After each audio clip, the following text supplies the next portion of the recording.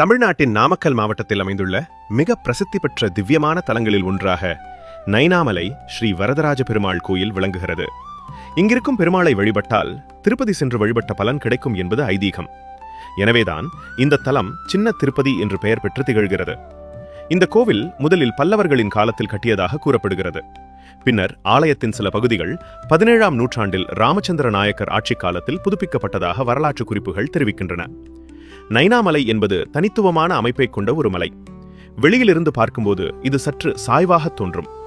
சுமார் 2600 அடி உயரத்தில் அமைந்திருக்கும் இந்த கோயிலுக்கு செல்வதற்கு என்று சுமார் 3000க்கும் மேற்பட்ட படிக்கட்டுகள் உள்ளன.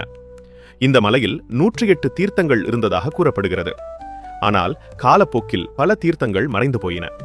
தற்போது எஞ்சிய 3 தீர்த்தங்கள் அமயா தீர்த்தம், அரிவாள் பாழி மற்றும் பெரிய பாழியாகும். இதில் அமயா தீர்த்தம் கடுமையான வறட்சி காலங்களிலும் கூட வற்றாமல் இருப்பதாக பக்தர்கள் கூறுகின்றனர்.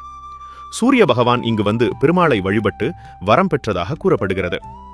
ஒவ்வொரு ஆண்டும் உத்தராயண காலமான தை மாதம் முதல் ஆனி மாதம் வரை சூரியனின் ஒளிக்கதிர்கள் நேராக மூலவரின் முகத்தில் விழும் வகையில் கோவில் வடிவமைக்கப்பட்டுள்ளது. இந்த மலையின் பெயர் உருவானதற்கும் 2 காரணங்கள் சொல்லப்படுகின்றன. ஒன்று, நயன மகரிஷி இந்த மலையில் தவம் செய்து பெருமாளின் அருளை பெற்றதாக கூறப்படுகிறது. அதனால் இந்த இடம் நைனாமலை என அழைக்கப்பட்டது. இங்கு புரட்டாசி மாதத்தில் நடைபெறும் உற்சவ திருவிழா மிகவும் விமர்சையாக கொண்டாடப்படுகிறது.